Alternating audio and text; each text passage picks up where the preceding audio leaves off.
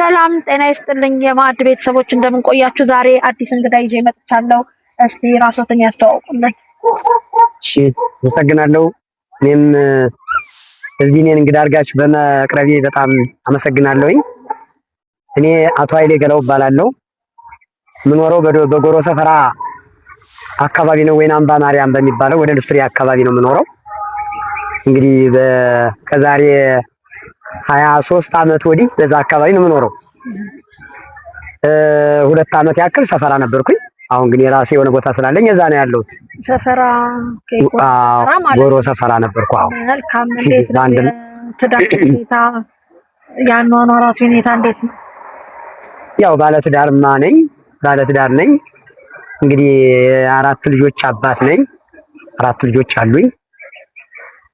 የምኖረው ያው ብዙም በግብርናም በአትክልትም በስራም ላይ ነኝ። በነገራችን ላይ ያው የጥበቃ ኃላፊ የሆንኩኝ እንዳለመማሬ መጠን ያው በትልልቅ በድርጅቶች ሰርቻለሁ።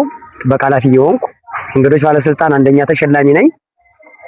በቤተክርስቲያንም እንዲሁ በሽቦ ጀርሳ ትምህርት ቤትም እንዲሁ ሽልማት 2 ጊዜ ተሸልሜያለሁ። በእውነቱ እንግዲህ የተወለድኩት ገጠር ቢሆንም ባልማርም ያው በራሴ ተጣጥሬ እንግዲህ ራሴን እየመራው እገኛለሁ በግብርናም በምንም።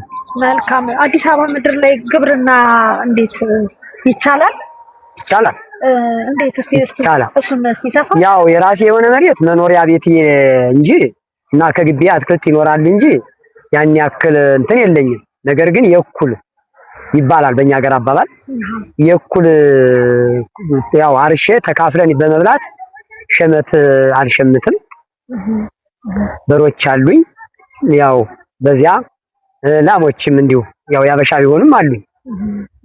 ንብም በማናባት እንደዚሁ አትክልቶችንም በመስራት በዚህ እግዚአብሔር ይመስገን። ያው እንግዲህ በአዲስ አበባ ራስ መቻል ቀላል ነገር አይመስለኝም። እንደዚህ ነው የምኖረው። ባለቤቴም ጎበዝ ናት፣ አልለቀኩም። አዎ ባሌን ወዳድ ነኝ እና እንግዲህ በዚህ ልክ ነው እግዚአብሔር ይመስገን ፈጣሪን እያመሰገንኩኝ ዛሬ ጤፍ ስንት በሆነበት ሳልሸምት እንዲያውም ዘንድሮ ሰርግ ነገር ነበርና እዚያም አልገዛውም። አምናም እንደዚሁ የዛሬ 2 ዓመት ልጅን ስድርም እንደዛው አልገዛውም። በሬም ከቤት ነው፣ እህልም ከቤት ነው። የሚገርም ነው በጣም እግዚአብሔር ይመስገን። ጠንካራ ሰራተኛ ኖት። አዎ ሰዓቶትን በአግባቡ ነው የሚጠቀሙ። በአግባቡ ነው። አዎ እኔ በሰዓት አልቀልድም። እንደው አሁን 2 ልጅ ድረዋል እርሶ ከሚሉኝ ማለት ነው። አንደኛውን ሰርግ እንደው እኔም ታድሜበት አይቼዋለሁ። እንደው ልጆቾትን እንዴት አድርገው ነው ያሳደጉት? አሁን በምን አይነት ዘዴ ነው አሁን ላለው ትውልድ አሁን ላሉት ልጆች እንደው ማስተላለፍ የሚፈልጉት መልዕክት ልጅ አስተዳደግ ላይ? አዎ በአስተዳደግ ላይ አሁን አንዳንዶች ሰዎች እንደውም ምን ይላሉ? የአሁን ልጅ አይሰማም ይላሉ። ይሰማል። የሚከተለው ጠፍቶ ነው እንጂ ልጅ እኮ ነውር ነው፣ ይህን ተው የሚል በትክክል የሚመራ አባትና እናት ካለ ልጆች ይሰማሉ። ነገር ግን የት እንደዋለ የማያውቁ እኔ ልጆችን ምሳ እንኳን እንዴት እንደሚበሉ ትምህርት ቤት እጅ አይቻቃል። በተለይ ወንዱ ልጅ የዋ ነው እንትን ይላልና ጓደኞቹ ቀምተው ይበሉበት ነበርና ተከታትዬ እንደሚበሉበት ስላወቅ ተከትዬ ሁለተኛ ከሌላ ተማሪ ጋር እንዳትበላ የራስን ምሳ ብላ በማለት ያን ያክል ነው። እና ልጄ ደግ ነው በእውነቱ። አሁን ተምሮ ጨርሶ ስራ ይዟል፣ አግብቷልም። እንግዲህ እንደዛ ነው። ሴቷም ደግሞ ጎበዝ ናት። እሷ እንደውም በጣም ፈጣንም ናት፣ ምንም ነገር ተባባሪም ናት። አሁን እንግዲህ ዘንድሮ አግብታልኛለች እግዚአብሔር ይመስገን። እንግዲህ ትዳሯን ደግሞ ምንም አይነት ወላጅ አንጣ ተብዬ አላውቅም። ወላጅ አንጣ ተብዬ አክብሮት ስጡ፣ ለመምህራችሁም ሆነ ለጓደኞቻችሁም ሆነ ከጥበቃ ጀምሮ። ጥበቃ ሲባል አሁን ቀለል አድርገን እናየዋለን እንጂ ዋናውን መስፈርት የሚወጣው እሱ ነውና እሱ በሩን ካልከፈተላቸው አይገቡም። ወጥተውም እንዳይሄዱ የሚቆጣጠራቸው ጥበቃ ስለሆነ ያንን ተከታትየን ያሳደግኳቸው። አሁን እንግዲህ 2 የ12 እና የ6 ዓመት ልጅ አሉ። እነሱም እንግዲህ እየተማሩ ነው፣ አላስቸገሩኝም እግዚአብሔር ይመስገን። በዚህ ልክ ነው። በጣም መልካም። በትዳር ስንት ጊዜ ቆዩ? እንግዲህ የመጀመሪያ ባለቤቴ ሙታብኛለች፣ አንድ እንደወለደች። ከዛ በመቀጠል የአሁኗ ባለቤቴ ሌላ አላገባችም። ከሷ ጋር 25 ዓመት አስቆጠረ። 25 ዓመት ሆነን እግዚአብሔር ይመስገን ጠባና አቅም ተመካከረን ነው። በምክር አምናለሁ። እሷም ቢሆን ደግ ናት ለመናገር አፏ ሰውማ አይነካ ከሰው ጋር ይቅር ለእግዚአብሔር ያልተባባለች። እኔም ቢሆን በእውነቱ ከሰፈር የሰው ጋር ይቅር ለእግዚአብሔር ብዬ አላቅም። ተከስሸም ፍርድ ቤት ቀርቤም አላቅም። እንደው ፖሊስ ጣቢያም አንድ ቀንም ሄጄም አላቅም። ብጣላም በጎረቤት እታረቃለሁ። ዋናው ብልሃቴ ይሄ ነው። ታረቁ ነው የምለው። እኔም ማስታረቅም በእውነት በማስታረቅም ቢሆን የብሔር ጠብ ሁሉ አስታርቂያለሁ። ለአንድ ለሶስት ጊዜ ተጋብዤ ተለምኜም አስታርቂ አውቃለሁ። ሽምግልናው በጣም ስለ ሽምግልና ትንሽ ማብራሪያ ቢሰጡና በተለይ አሁን ላለው ወጣት ሽምግልና ምንድነው? ጉርብትና ምንድነው የሚለው? አዎ እንዲያውም እላለሁኝ ተጠንቅቀው በጣም ተጠንቆ የሚያዙ ብዬማም ነው። ለምሳሌ በእኔ እይታ ነው፣ ግን ሌላውም ጥሩ አይደለም ብዬ አይደለም። ነገር ግን በዋናነት አንደኛ ተጠንቆ መያዝ ያለበት ሚስቱን ነው በወንዶች፣ ሲቀጥል ላምን ነው፣ ሲቀጥል ጎረቤትን ነው። እኒህን አታሎ ነው እላለሁ። እንደውም ተረትም ይዘውልኛል። ሚስትም አታሎ ካልያዟት ክፉ ወጥ እያለ በመጤጣ ልታቀርብ ትችላለች። ስትጎዳ ደግሞ ጥሩ ላይሆን ይችላል፣ እየከፋች ትመጣለች። ጎረቤትም ደግሞ እንኳን አይደለም ጎረቤት ምንም ቢሆን የሚደርሰው ጎረቤት ስለሆነ ጎረቤትን እንደው ተበድሎም ቢሆን መቻልን እመርጣለሁ። ላምንም ቢሆን ካላባበሏት የምትሰጠው ወተት ብትወደርም ብትታሰርም ወተቷን በልኩ አትሰጥም። በማባበል ነው ብዬ አምናለሁ በእውነቱ። እና ባለቤቴንም አክብሬ ነው እንዳትጎዳብኝ። ያው የስራው ባህሪ ግን ተጎድተናል። በስራ ነው የተጎዳ ነው፣ በሌላ አይደለም። በስራ በግብርናው ስራ እሷም ለዚያ ጓደኛ ሲያግዘኝም ሰራተኛ ስቀጥርም ብቻዬን ሁሉን ስለማልወጣው ያ ይበድላታል። እኔም እንደዛው ነው፣ በስራ ነው የምንጎዳው እንጂ ሌላ እግዚአብሔር ይመስገን ቤት ችግር የለብንም። እንግዳ አልቦም አናድርም። እንግዳ ምን ወዳለን ሆነ ከመናገር እንዲያው ቤታችን እንደነገሩ ነው፣ እንደ ዘመናዊ ቤት አይደለም። በርግጥ ግን ባህሌን ወዳድ እንግዳ መቀበልን ማምን እንደው አሁን ራሱ ትልቅ ሰዎች ከገጠር ሲመጡ አሁን ክራቸውን አጥቤ ነው በእውነቱ በአሁን እድሜ እንኳን ማለት ነው። እና ይህንን ዝቅ ብሎ ልጆች አክብሮት እንዲሰጡ መልክቴ ነው በእውነቱ አደራ ጭምር ነው የምለው። ምክንያቱም ልጆች እንዲመረቁ ካስፈለገ ይሄ መሆን አለበት ካለባበስ ጀምሮ። እንዲያውም ግጥም ሁሉ ሞካክር ነበር፣ አሁን ጊዜ በላለው ብዬ ነው እንጂ ቅን መሆንን ማምን ቅን እንሁን ብዬ የጻፍኩት ግጥምም አለ። ሌላም ደግሞ ጥሩ እንሁን፣ ታዛዥ እንሁን፣ ተገዥ እንሁን። ተገዥ ከሆነ እኮ መንግስትም እኮ አይጎዳ ነው ለመናገር። ተገዥ ማለት ለምን ለምሳሌ እንደው በቅንነት ለምሳሌ ለጎረቤትን ለሰው በቃ አይደለ ቅን ከሆነ የሚጠላን የለም። ማን ይጠላናል? ቅን ከሆነ ሰው ማንም አይጠላው፣ ይወደዋል፣ መወደድ ይተርፋል እንጂ ብዬ ነው ማምነው በእውነቱ። ችግር የለውም። እስቲ ግጥሙን አንድ አጠርተው ቢያቀርቡልን እንደው ግጥሟ ቅን እንሁን በሚለው ብቻ ቀንጨብ ባደርጋት ደስ ይለኛል። እና ምንድነው ቅን እንሁን፣ ቅን ከሆን የሚወደን እንጂ የሚጠላን የለም አልኩና ስለዚህ ወገኔ ስሙ ልንገራችሁ፣ በቅንነት ስሩ ትጠቀማላችሁ። በደሃ እናት አባት ትምህርት ተምራችሁ እግዚአብሔርን ፈቅዶ ትምህርት ጨርሳችሁ የምርቃቱ ቀን ወገን ተሰብስቦ መልካም ስራ አግኙ አይደል የሚለው? መልካም ስራ አግኙ ብሎ መርቋችሁ እናንተም የዛን ቀን ስራ ለያዝ እንጂ ያውን በቅንነት አገለግላለሁ ብላችሁ ምላችሁ ስራም እግዚአብሔርን ፈቅዶ ስራም አግኝታችሁ ስራ ስትይዙ ያንን ረስታችሁ ያስተማራችሁን ታስለቅሳላችሁ፣ ታሳዝናላችሁ። ደሞዝ እያለ ጉቦ እየበላችሁ በማይረባ ገንዘብ ትታለላላችሁ። ስለዚህ ወገኔ ይሄ ይቅርባችሁ አልኩና በእርግጥ በዚህ ልክም አሉ የታደሉ ሁሌ በቅንነት የሚያገለግሉ ምን ልርዳ ወንድሜ፣ ምን ልርዳሽ እናቴ፣ ምን ልርዳ አባቴ እያሉ የሚውሉ የሚል የጻፍኩት አለ። ብዙ ነው አሁን ሁሉንም ማለቱ ያው ጊዜም እንዳልበላ ብዬ ነው ጊዜ ለመቆጠብ እና ብዙ እንደዚህ ቅን መሆንን ማምን ሰው ነኝ እውነት ለመናገር። መልካም እንደው አሁን ኮንዶሚኒየም ቤት፣ ቪላ ቤት ጉርብትናን ማህበራዊ ኑሮን አራርቋል በሚባልበት ዘመን እርሶ ደግሞ በአዲስ አበባ ምድር ሶሻል ላይፍ በጣም የተጠናከረ በጉርብትና የሚያምኑ በሽምግልና የሚያምኑ አኗኗሮትም እንዳሉት በቃ ገጠሩን ሳይለቁ እየኖሩ ያሉ አባት ነው።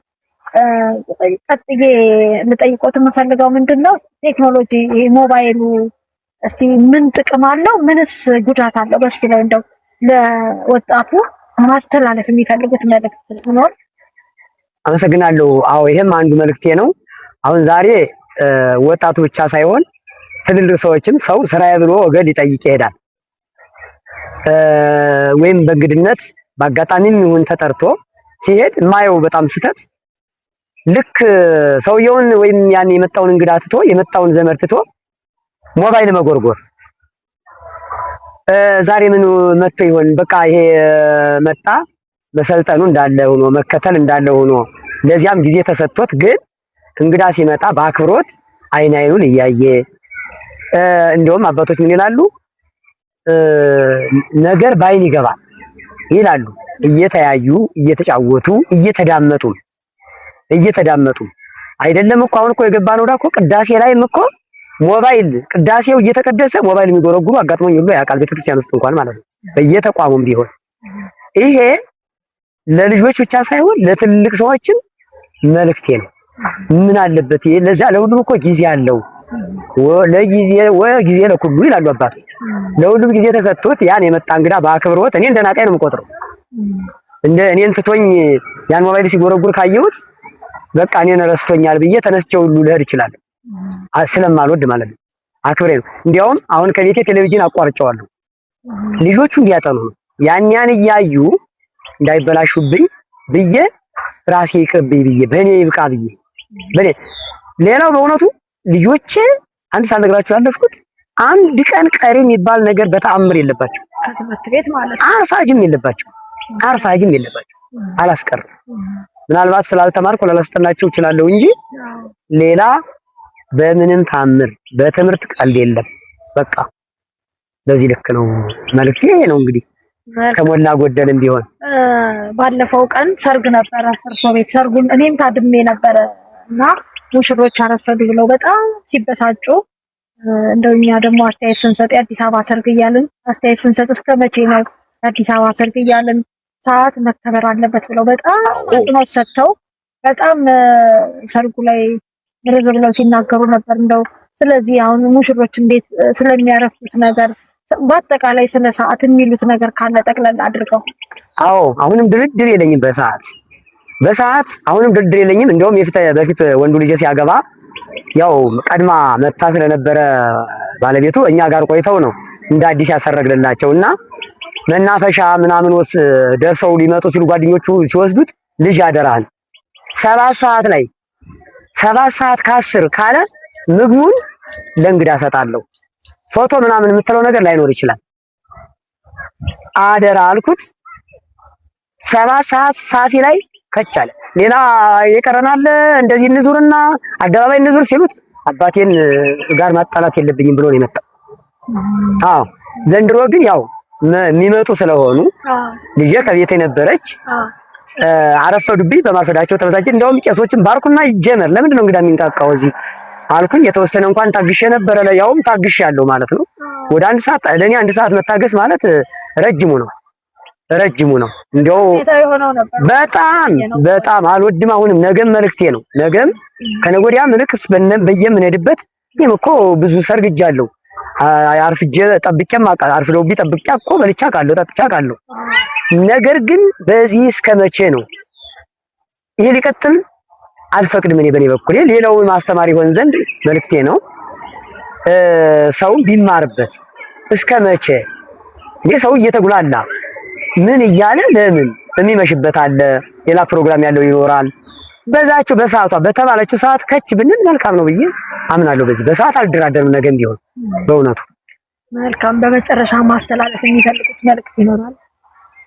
እንግዲህ ከዚህ በላይ ምለው ምናልባት የረሳኋቸው ይኖራሉ። በእርግጥ ግን አደራ ምለው ግን አንደኛ ሰዓትን ማክበር ነው። ሁለተኛ እናት አባትን ባለቤትን ሁሉን ማክበር ነው። ጎረቤትን ማክበር ነው። በቃ ማክበርን ቅንነትን ነው በቃ የማስተላልፈው። ቅንነትን ማንኛውም ነገር ቅን ከሆነ ጎረቤት ወደ እንዲያውም አሁን ከሰፈሬ ብቻዬን ነበር የነበርኩት መጀመሪያ ለተወሰነ አመታት። በኋላ ራሴ እየሳብኩኝ ቦታ እየገዙ ገቡና የሚገርመው ነገር አሁን ከሰፈራችን ድግስም ቢኖር ሰርግም ቢኖር ከፍሎ እንጨት የሚያስፈልጥ ከፍሎ ወጥ የሚያሰራ ከፍሎ የሚያሳጥብ የለም። እንዳንዱ ሆነን ነው አንዱ ሆነ የነበረው ነገር እንዳንዱ አንዱ ሆነ። ለምንድን ነው አንዱ እያየ እንዲያውም ገና እነከሬ ደግሳሉ መቼም አይተውን እናግዛቸው እናግዛት እውነትም አንታጣው አሁን ይሄ ጥሩ ባህሪ አስተማርነ ማለት ነው። እውነት ለመናገር ሌላው እውነት ለመናገር ማለት ነው ሰው እሸታውን ገበሬ ነው ብያቸዋለሁ አይደለ? እሸት ሊቆርጡ መተው አንድም ሰው አባረር ያላቅ እሸት እኮ ነው ይብሉታቸው ነው ማለት። እርግጥ ልጎዳ እችላለሁ አውቀዋለሁ። ዛሬ አንዱ ነገ አንዱ ይጎዳል። ይሁን እንጂ ከአንድ ማዳበሪያ በላይ ወይም ከሁለት ማዳበሪያ በላይ ስለማይወሰድ እሸት ስለሆነም ምንም የተቆጥቼም አላውቅም። እድለኛ ነው እና እዚህ እንያል ካልኩ እንግዲህ እናንተን ጊዜም እንዳልሻማ ክብር ይስጥልኝ። በእውነት እኔ አጋጣሚ ነው የመጣሁት የነበረ ያው ለካስ ደውሉልኝ እኔ እናንተ አሰባችሁበታል። እኔ ግን ድንገት ነው የመጣሁት። እግዚአብሔር ክብር ይስጥልኝ በእውነት ጋሻይሌ። አቤት። እስቲ አሁን ሶሻል ላይፍ አሁን ሰው የሚኖሩት ስለ ልክ በአገር ቤቱ አኗኗር ነው አዲስ አበባ ምድር ላይ እየኖሩ ያለው በጣም ደስ ይላል። አሁን በጣም ብዙ ሰዎች ዘመንን ብለው ቅድም ነካክተውታል፣ አለባበሱም ወጥተዋል። አሁን ደግሞ አንዳንድ ቦታ እኔ ሳይ እድር የሚባል ነገር እየቀረ እነዚህ ቀብር አስቀባሪዎች በገንዘብ ተከፍሎ የሚመጡ አሉ። እስኪ ስለ እድር እንደው የኛ ኢትዮጵያውያን አኗኗራችን እድር ምን ይመስላል? ከእድር ጋር ያለው ነገር ከእቁብ ጋር ያለው ነገር ምን ይመስላል? ጥሩ ነው። እንደውም ጥሩ ትዝታ ነው ይሄ። እኔ አሁን በገጠሪቱ ኢትዮጵያም እድር አለ፣ አከፋፈሉ ይለያል እንጂ እድር ጥሩ ነው በጣም እቁብም ጥሩ ነው። ግን ለሚያውቅበት ነው ለሚያውቅበት ያልኩት ምን ማለት ፈልጌ ነው። አሁን እዚህ ሰው እድር አለ፣ እድርተኛው ያንን አስከሬን አሁን ደግሞ እግዚአብሔር ይመስገን በየጎረቤቱ መኪና የሌለው ዘመድ የለም።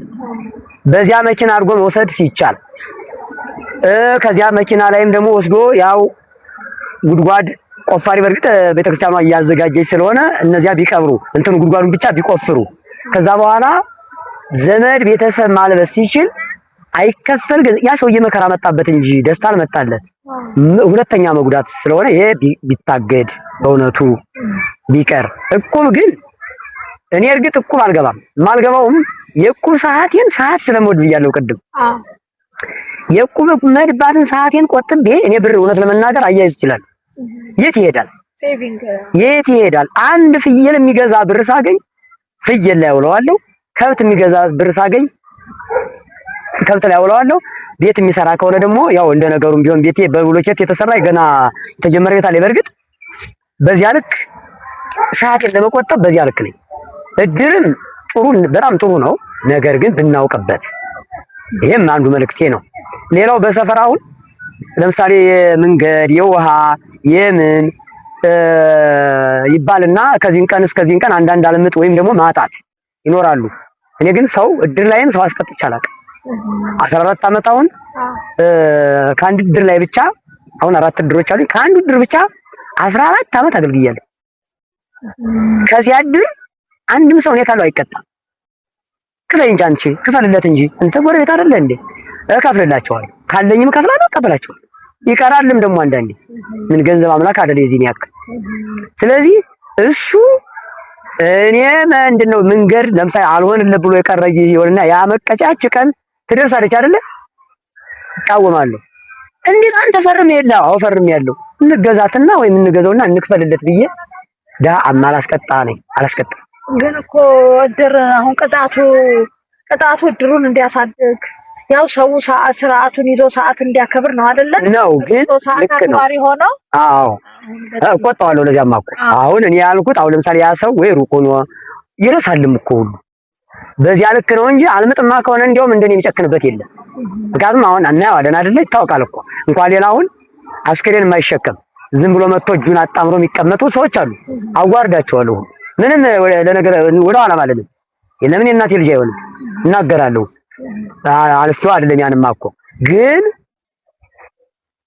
ወይ አቀቶት የሌለው ሆኖ ወይ ሩቅ ሆኖ መምተኛም እኮ ሊሆን ይችላል ያ ሰው።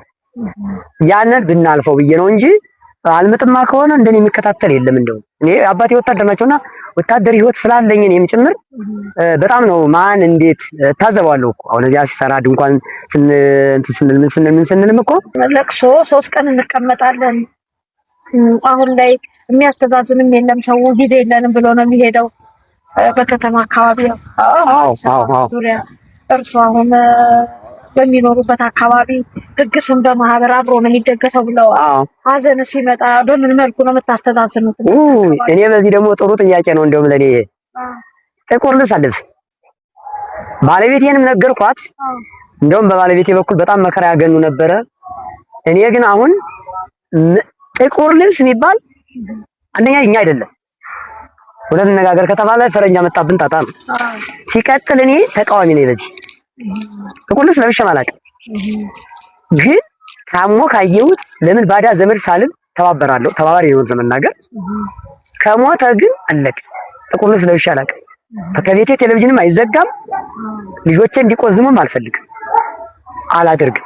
ያው እርሶ በቁም ነው በቃ ማነው እኔ በቁም ነው።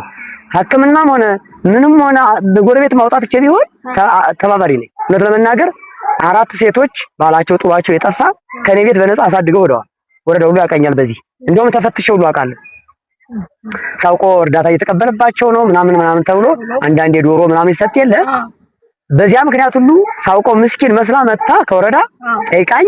እንደውም ደውለውልኝ እጄ በጣም ይቅርታ ብለውኝ ብር መሳፈሪያ የሆነ ብለው ሰጡኝ። ሳይክል ይዤ ነበረ ለድሃ ስጡልኝ። ይህ እኮ ጥሩ ነው፣ መጠራጠር እኮ ጥሩ ነው። ዛሬ ሌባው ብዙ ደግ እንዳለው ሁሉ ብዙም ክፉ ስላለ ብያቸው አውቃለሁ በእውነቱ ማለት ነው። እና መከራ ለኔ አንድ ቀን ነው። አንድ ቀንም በሬን ዘጋለው ለባለቤቴ ብቻ ነግራትና አልቅሼ ከዛ በኋላ መቀመጥን የማልፈልግ ምን ያደርጋል ቀብር ከሌለ አሁን መርዶ ነው ያለ ነው ያው እዚህ ስለሆነ እኔ አሁን ዘንድሮ ባለቤቴ ማጎቷ ሞቱ፣ ያጎቷ ልጅ ሞቱ። በጣም ተወዳቸው ናቸው። አምና ማጎቷ ሞቱ አልተናገርንም ሁሉ እኔና እሷ ብቻ አለቀስን። እንደውም ልጆቹ ደንግጠው እንትን አሉ። አይ በቃ ዝም በሉ ብለን ሀገር ቤት ሰው እናንተ አታውቁትም ምናምን ብዬ ሸፋፍኜ ነው ተንበለውና በዚህ አሁን ይሄ ቢቀር አንኛ መወዘን እኮ ነው። ምክንያቱም ምንም ጥሩ አይደለም እውነት ለመናገር ማለት ነው። ቁም ነው በቃ አለቀ። መልካም በትራንስፖርቴሽን ላይ ስንመጣ እርሱ አሁን አዲስ አበባ ላይ ፈረስ ነው የሚጠቀሙት። ይሄ ፈረስ እንዴት ሊጠቀሙት ቻሉ? አዲስ አበባ ምድር እስቲ እንደ ስለ ፈረሳው እንትን ነው። አንደኛ ገጠር እያለሁ ሳድግ ፈረስ ወድ ነበረ፣ ውሃዋናም ወድ ነበረ። አሁን ያንን ነው ያደኩት በቃ የነበረ እንደውምና ህይወቴ እንደዚህ በቃ አሁን የከተማው ነው ለመናገር መሰልጠኑ ቢኖርም ብዙ ማስደስተኝ ነገር አለ። አሁን ሰው መጠጥ ቤት ሄዶ ነው ተዝናናው የሚለው። እኔ ፍየሎችን ከብቶችን ይዤ እየበሉልኝ የሚያዝናናኝ በቃ እኔን ህሊናዬን የሚሞላልኝ እሱ ነው እንጂ መጠጥ ቤት ልጠጣ ልሄድ እችላለሁ አንዳንድ ቤተሰብ ጋር ጥሩ ነው መዝናናትም ቢሆን። እኔን ግን የሚያረካኝ ስለሆነ አሁን ፈረሱ በተለይ በዘንድሮ በዚህ ነዳጅ ውድነት በዚህ ወር ውስጥ በተለይ በጣም ከበደ። እኔ ግን አሁን በፈረስ የትም ቦታ አይደለም እንደውም ጋሼ ፎቶ እንነሳበት እንደው ይሉኛል። ምን ችግር አለ ብዬ ውርድ ብዬ ሰጣቸዋለሁ። አንድ ቀን እንደውም አንድ ሰውዬ 600 ብር ሰጠኝ። እንዴ ምን ላድርገው አልኩት። እንዴ እኔ ይሄ ምን ያደርግልኛል? ፈረሱን ቆርጠህ አላስቀረብኝ እምቢ ብሎ ኪሴ ከተተ። እንደው ይዘውት ወደ ከተማ በደንብ እንደልብ ያው ልጆች ራሱ ትምህርት ቤት የሚሄዱ መስሉ አያስቸግሮትም? አስቸግረኝ። መልካም የ6 ዓመት ልጅ ፈረስ በጭቃ የ5 ዓመት ነው። እንደው በደንብ ያስለመዱት እስቲ ቅድም ከፊት እያረኩ ነው መጀመሪያ ያስለመድኩት። መጀመሪያ ከፊት እያረኩ ለመደ እንዴት እንደሚይዝ አየ። ከዚያ በኋላ አሁን ከራሱ ትምህርት ቤት ራሱ ጋር ይሄዳል ይወርዳል። እንደው ፈረሱን ማይተናኮለው ይዘዋል አለው። ልጓሙ እንዴት እንደሚቀጣ ያውቀዋል። ፍሬን አይደለ እንደ ፍሬን ይጠቀመዋል። ስለዚህ ማንም እንዴ አንተ እንዴት ምናምን ይሉኛል። በሙሉ ልብ እኮ መጀመሪያ አስጠንቼ ነው ጥናት አስጠንተ ነው የፈረንጅ ውሻ ስንት ነገር ሲያደርግ እያየን አይደል እንዴ እንኳን ልጅ። ስለዚህ ከለመደ አሁን እንኳን ሌላ ከውቶቼ አሁን ላሚቱ ካየችኝ ሩጣ ከሻይ ቤቱ ትገባለች። ካየችኝ ለማዳናት አስለምጃቸው። አሁን በሬ እየነዳሁ አልሄድም። አስከትዬ ከኋላ እንደ ውሻ ነው የምሄደው።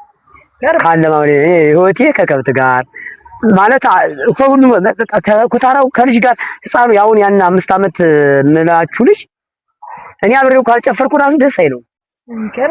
አዎ ጥሩ ፍቅርን ነው ሰጥቼ ማሳደግ የምፈልገው። አዎ እንትን በሬም ያርዳሉ አንዳንድ ጊዜ። አዎ 7 በሬ አይደል በአንድ ቀን አርጃ ቃል በአንድ ቀን ሌሊት 11 ሰዓት ጀምሬ እስከ ጧቱ 2 ሰዓት ድረስ 7 በሬ አርጃ አከፋፍዬ ይጃቃል። ሲጥሉ በሬውን ሲጥሉ እስቲ እንዴት ነው? እስቲ ስለሱ እንትን አለ ዘዴ አጎቴን ያሳየ ይቻላል። ሁሉም ሰው እኔ ብርቱ ጠንካራውኛ ብቻ አይደለም ዘዴውን ስላሳየኝ እጥለዋለሁ። እንደውም እንዲቀስ አድኛው ምላቸዋሉ እዚህ ባለቤትየዋ ቅርብ ቤተሰቤ ናቸው። እሳቸው ደግሞ ባለቤቴ እኩል ቅርብ ቤተሰቤ ናቸውና ትልቅ በሬ ነው የሚገዙ። በጣም ትልቅ በሬ ነው የሚገዙና አሁን ይሄን በሬ እንዴት ሊጣል ነው ይላል። አይ እንደውም የትልቁማ አያስቸግርም የራሱ ስጋ ጥሎት ብያቸው ይስቃሉና ቀጫጫ ሲሆን ነው እንደውም እየተፈራገጠ አጥንቱ ምኑን የሚወጋ እንጂ ይሄማ ራሱ እውነትም ዝም ብዬ ያዝ አድርጌ ጣል ሳደርገው ድው ብሎ ዝም ሲል ይገርማቸዋል። እና ሙያ ካለ ምን ችግር አለ? ሙያ ካለ ልምዱ ካለ ምንም በነገራችን ላይ ለባለሙያ የለያዘው ቀላል ነው። ለባለሙያ አንድ ሙያ ለምሳሌ አለሙያው አሁን ከባድ ነው። አንድ ለምሳሌ አንድ ቴፕ ሰጥቶ ምን ብሎ እንትን ማለት እንትን አይደለም። የፈታው ሰው ለባለሙያው ደግሞ ምንም ነው። መጀመሪያ ሰርቶት የለ እንዴ እንኳን እንደዚህ እንትን ማለት ነው። አሁን እርሶ ግብርና ላይ ነኝ ብለዋል። ስለ ግብርና አይተናል። አሁን ደግሞ የተቀመጥነው ችግኝ መሀል ነው። እንደው ስለነዚህ ችግኞች አጠር ያለ ማብራሪያ ቢሰጥ። እነዚህም እኮ እኔ ነኝ መጀመሪያ ነበር ነው እኮ እኔ እናት ወታደሰ እንባል ነበረ። እሳቸውና እኔ ነን መጀመሪያ የዚህ ያስተማር ነው። እንደውም ውሃ በእንትን እንደዚህ ሸራንዳ አይደለ ያለ ሞተር እንዲሄድ ያስተማርኩ እኔ ነኝ። ከተማላ አሁን እዚያ ኢንዱስትሪ አካባቢ ያለ ሞተር የትኛው ሀገር ሞተር ሳይኖረው ውሃ ተነስቶ እንዲሄድ ያስተማርኩ እኔ ነኝ። እውነት ለመናገር በምን ዘዴ? በባህላዊ ዝም ያው ተፈላሳፊ ነኝ። መፈላሰፍ በጣም ነው የምወደው። ምን በቃ እጅ ተበራሱ ብዙ አይነት እሰራለሁ። ደግሞ እኮ እየሮጥኩም እየቸኮልኩም ጥበበኛ ነኝ። እግዚአብሔር ይመስገን። ፈጣሪን በጣም አመሰግነዋለሁ በእውነት። ቤት የማዕድ ጥበብ ነው። ያው ስለ እርሷም ብዙ ነገር የሚያውቁ አባት ነዎት። እስቲ ስለ ጥበብ እንደው ተንተና ባህላዊ ነገሮችን ለምሳሌ የነበሩት ለምሳሌ አሁን ዛሬ አንዳንድ መንግስት ሊከለክል ይችላል እያልኩ ነው ማለት ነው። አገር ቤት እያለው መሳሪያም ወይም ደግሞ ከበሮ አሁን ለምሳሌ ከበሮ ዋንጫ መስዬ ራሱ አርጄ ጠርቤ ማቀርበው ዋንጫ ወይም ደግሞ የድሮ አባቶች ጎራዴ አሁን ለምሳሌ እንጨቱን እንዴት አርጄ ጠርቤ ምናምን እችልበታለሁ። ምናልባት አሁን ደግሞ ይሄ ጊዜው ጋር አይሄድም ብዬ ስለምተወው ነው እንጂ እግዚአብሔር ይመስገን በቃ ከበሮ አሁን ከቤቴ ከበሮ ይኖራል። እንስራ አለ። ስራ እየገዛው አስቀምጣለሁ። ጋን አለኝ። አሁን ለምሳሌ 3 ጋን አለ። በእውነት ማየት ትችላላችሁ ከቤት በመጣችሁ በቀን በአጋጣሚ። እና ባህሌን ወዳድ ነኝ። የበግ ቆዳ ራሱ ይለበስ ነበር በሀገራችን። እሱ ራሱ አለኝ። እንዲህ ነገር ቀንበሩ ያው መስሪያዬ ነው በቃ። እና አገሬን ወዳድ የአገር ባህሌን ወዳድ አጠቃላይ የኢትዮጵያ ባህሉ ወዳድ ነኝ እውነት ለመናገር። እንደገና አሁን ካለባበስ ራሱ ሴቶችም እንደውም እሱንም ጻፋ ይሉ ነበር። እንደው ጊዜ እንዳልገልባችሁ ነው እንጂ ምንድነው ያልኩት ድሮ እናቶቻችን ድሮቶቻችን አለባበሳቸው ዝንክትክት አድርገው እስከ ቁርጭምታቸው እንደዛውም ለብሰው ሲያልፉ በሰው ፊት አንገት ድፍት አድርገው ያውን በፍራት እንዲዝቅ ብለው ነበር አይቶቻችን እናቶቻችን ሄዶ ነበር። እንደዛውም ለብሰው ሲያልፉ በሰው ፊት አንገት ድፍት አድርገው ያውን በፍራት አልኩና ስለዚህ እህቴ ስሚ ልንገርሽ፣ ይሄ ቻይና ሱሪ ታዩ ይቅርብሽ፣ ዘንካታው ቀሚስ ነው ላንቺ የሚያምርብሽ፣ የኢትዮጵያ ባህል ወጉ ማረግሽ። ደሞ ወንድሞቼም ስሙ ልንገራችሁ፣ ከመረገም ይልቅ እንደ አባቶቻችን እንድትመረቁ ሱሪ ከፍ አድርጋችሁ በስርዓት ታጠቁ። አንድ ሰሞን እንደው ሱሪ ዝቅ አድርገው እንትን እያሉ ያንንም አይቼ ቀንጨብ እያደረኩ ያው እንትን ብየው ነበረና ባህሌን ወዳድ እንዴ ሰውን ማክበርን እንወድ። አሁን ለምሳሌ መኮፈስ ምናምን አልወድም። እድሜ ይበቃል መቼ 54 ዓመት እንግዲህ ቀልድ አይደለም። ይሁን እንጂ ከልጆችን በታይ ብቀመጥን አይገርመኝ። ከማንም ዝቅ ብዬ ብቀመጥ ምንም አይደለም። ጌታ እንኳን ዝቅ ብሎ አይደል እንደ እግሬ ያጠበው። ስለዚህ በዚያ ልክ ነው። እኔ እንግዲህ ከረጅም ባጭሩ እንግዲህ እንደው ቻልኳትን ያክል ይሄን ያክል ነው። ይሄ ችግኝ በጣም አዎ የተካንበት ነው። አዎ በጣም እጅግ በጣም ያምራል እኮ አይሸልም ነበር። አሁን መቼም አንዳንዴ ወይ ሚዲያ ላይ ይሆናል ወይ መንግስት አላወቀውም ይሆናል እንጂ ይሄ አንድ አትክልት ማለት አሁን ይሄ በእርግጠኝነት ያታች ወይራ ነው። አሁን እንግዲህ አሁን አገር በቀል ያገራችን ዛው ይኸው እዚያ ጋር ዝግባ አለ። ይሄ ያያችሁት ነው። ይሄም አሁን አበባ የሚሆን ነው። ይሄም እንትን ነው። እንደውም ይሄ ለእንትን ለቢምቢ ዋና እንትን ነው። ይሄ ብራ ዛፍ ነው በብዛት የሚያምር ነው። የምታዩት እንግዲህ ከዚህ በላይ ምስክርነት የለም። ይሄንን ለማሳደግ አንደኛ ቦታውን ተከራይተው ነው መንግስት አሁን ለነዚህ ሰዎች ቦታ ቢሰጣቸው ማቴሪያል ለምሳሌ ብዙ ነገር አለ። ማጠጫ ሞተር ምናምን ቢሰጣ ይሄ ቀላል ነገር አይደለም ብዬ አምናለሁ በእውነቱ። ወይ አላያቸው ይሆናል መንግስትም ሆነ ያው እንግዲህ ወይ እነሱም አልጠየቁም ይሆናል እንጂ አሁን ይሄ የሚያሸልምም ጭምር ነው ብዬ ማምነው። አካባቢው በጣም ይማርካል። አዎ ሁላችን ነው እየመጣን እኮ እዚህኛው ስንት መናፈሻ ተብሎ አይደል እንዴ የማይረባ ቦታ ምን ሄደው። አየሩ በጣም አይምሮን ያድሳል። በጣም በነበረን ቆይታ እጅግ አድርጌ አመሰግናለሁ። በቀጣይ በተመሳሳይ ፕሮግራም እስከምንገናኝ ሰላም ሁኑ። የማዕድ ጥበብ ቤተሰቦች ቻናላችንን ላይክ፣ ሼር፣ ሰብስክራይብ በማድረግ ቤተሰብ ይሁኑ።